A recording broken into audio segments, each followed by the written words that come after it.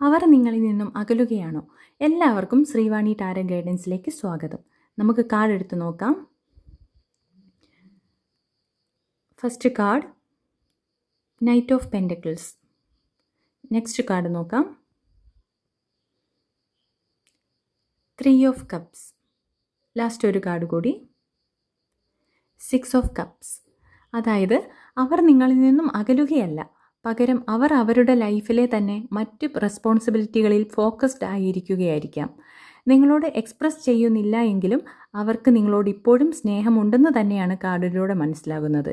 അതുപോലെ തന്നെ അവർ ഇപ്പോൾ ഫ്രണ്ട്സിനൊപ്പം ടൈം സ്പെൻഡ് ചെയ്യുവാനും സോഷ്യൽ ലൈഫ് എൻജോയ് ചെയ്യുവാനും ആഗ്രഹിക്കുന്നുണ്ടെന്നും മനസ്സിലാക്കാം. ഇത് നിങ്ങളോടുള്ള അകൽച്ചയായി നിങ്ങൾക്ക് തോന്നുമെങ്കിലും ആക്ച്വലി അവർ അവരുടെ ഫ്രണ്ട്ഷിപ്പ് അല്ലെങ്കിൽ പേഴ്സണൽ ലൈഫിന് പ്രയോറിറ്റി കൊടുക്കുന്നു എന്നാണ് മനസ്സിലാക്കാൻ സാധിക്കുന്നത്.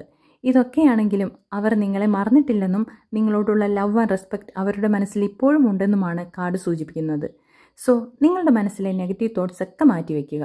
അവർ നിങ്ങളിൽ നിന്നും അകലുകയാണെന്നത് വെറും തോന്നലുകൾ മാത്രമാണ്. കാര്യങ്ങൾ പോസിറ്റീവായി തന്നെ മുന്നോട്ട് പോകും. പിന്നെ എപ്പോഴും പറയുന്നത് പോലെ തന്നെ ഇതൊരു ജനറൽ റീഡിംഗ് ആണ്.